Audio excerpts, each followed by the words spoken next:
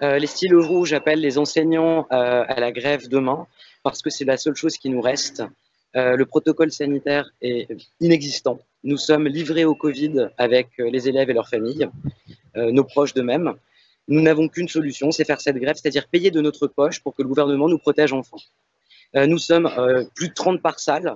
Il n'y a aucune distanciation sociale, ni dans les couloirs, ni dans les classes, ni dans les escaliers, ni à la cantine encore, évidemment. Tout le monde est collé, tous les élèves sont collés les uns aux autres. Nous sommes collés aux élèves, nous ne sommes absolument pas protégés.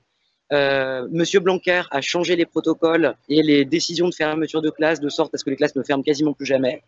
Et ensuite, il explique partout que les classes ferment moins. Mais c'est logique, c'est lui qui l'a décidé. Donc voilà, ce n'est pas le fait qu'il y ait moins de cas, c'est au contraire, il y a plus de cas qu'avant. Santé publique France estime aujourd'hui qu'il y a 25 000 cas en quelques jours d'élèves touchés par le Covid. Nos revendications sont très claires. Cela fait 4 mois que nous le demandons. Nous ne voulons pas d'une fermeture à la base des établissements, sauf si elle est nécessaire. Je crois qu'elle va être nécessaire à cause de l'incurie du gouvernement.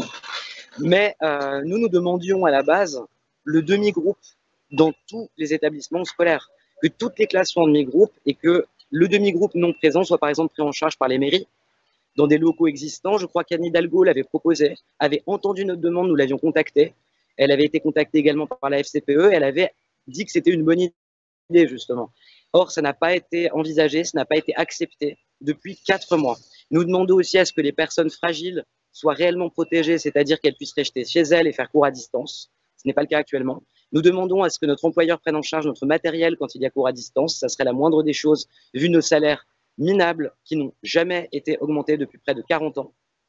Et nous demandons évidemment la prise en charge des masques. Il n'y a pas de raison que nous payions des masques pour aller attraper le Covid à l'école. Ce sont des adolescents, je veux dire, ils font attention, ils font comme ils peuvent. Mais évidemment, quand on est tous collés les uns aux autres dans les couloirs, escaliers, salles de classe, on ne peut pas faire attention. Pas de problème, l'ARS estime que les cas contacts ne sont que les 2-3 personnes autour d'eux.